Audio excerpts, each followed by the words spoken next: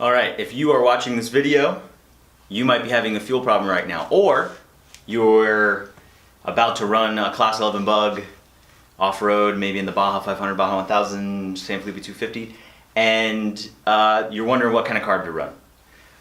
So I'm going to try to either validate your problem if you're having it, kind of give you a solution maybe, or the answer of what carb do I run in Score, Baja 500, or some of the other classes that run Class 11s, what carb do you run?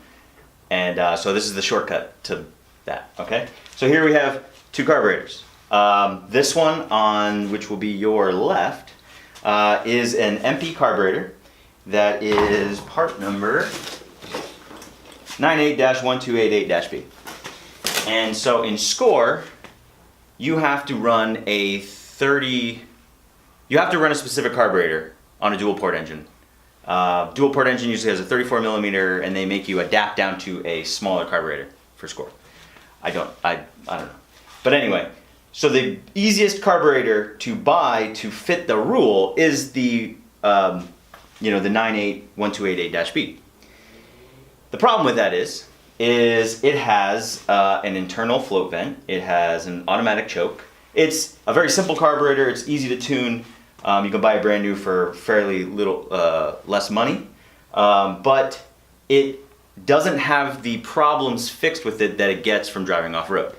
We're about to run the Baja 500 this year, pretty much next weekend, and when we were doing our testing, we kept getting fuel flooding issues. We also were getting a hot distributor from, we don't know exactly why, but we went back to a points distributor instead of electronic ignition because it was overheating and cutting out, and then we'd have to sit and wait. And then we were also getting a fuel flooding issue. Well, come to find out, in the rule book for Score, for this is 2018, so for this year, it says you can run an external float vent.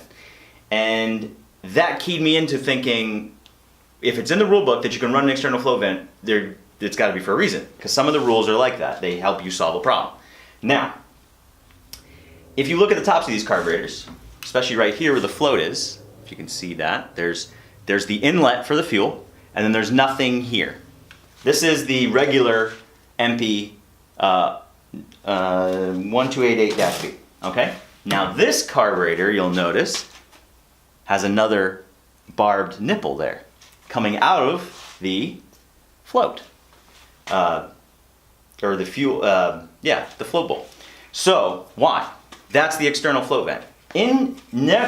Normally, it exits there, right? So where's that exiting? Inside the, where the fuel goes to go into the engine. So you're metering fuel, and then when you get overflow from sloshing around and flooding off-road and driving over rough terrain, it's venting into the carburetor, dumping fuel in there that is not metered.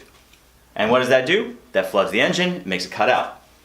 That's what this problem solves. This problem, or this solution, solves that problem. You have an external float vent. So as the fuel is sloshing around, it's venting out the top of the float bowl, not back into the carburetor. Another problem that this solves is you don't need a choke in Baja. Once you get the engine warmed up, before you get to the starting line, and you go, there's not like you're stopping, letting the engine cool off, and it's gonna be a cold morning and you're gonna have to start it again. So this gets rid of the automatic choke, and then they thread it, or tap it for threads and plug it with plugs that can be taken out. It's another thing, which nicely opens up the venturi into the carburetor. So you're getting better airflow with this carburetor. The other thing is you have to run a dual return spring. This has dual return springs, it comes with them. And I think that's about it. And you can purchase one of these brand new through like JBugs or online. You can just Google the part number is one digit off, where this one is a 98-1288-B. This one is a 98-1287-B. All right, so you can cut the crap and get right to the answer that you're looking for, and just get this carburetor instead of like what I did is I bought this carburetor. Good choice of carburetor. It just wasn't modified to work with the conditions we're going to be working in. And that's what that carburetor solves. So hopefully this video helps you solve that problem. You might have to rejet it. When we were testing, we were up at like 4,000 to 5,000 feet. and we had to run a 130 jet in it. It might need, but Baja is down more at sea level, and then maybe you go up to that altitude, so you want to tune more to the sea level. And just also make sure you run the adapter plate, because this won't bolt directly to a dual port intake manifold. So other than that though, yeah, hopefully it solves the problem. If you have any questions about some other stuff with the carburetors, comment below. Yeah, but that's it. I figure that might solve your issue, because I know we were scratching our heads. And until I read the rule book again and figured out that they're trying to solve a problem, yeah, we were pretty dumbfounded. We ended up though actually running this carburetor, one of the older like square float bowl carburetors. I don't know if you can see that there. And it got better, but I like the ease of tuning of this carburetor. One of the benefits of this carburetor is it's got one idle mixture screw, and you adjust the idle with that screw. So I like the mechanical adjustment of idle, where that other one has a air bleed screw, and I don't like the air bleed screw. These remind me of S&S carburetors for Harleys. That's why I like them a lot. Also, it's very easy to change the jets out, because all you have to do is remove this plug, and the jet is in the plug. It's not in the body of the carburetor like the other carburetor we have to dig in there. So it's easy to change a jet if you need to change a jet. Other than that, that's pretty much it.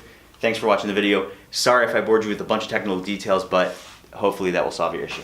And yeah, see you next time.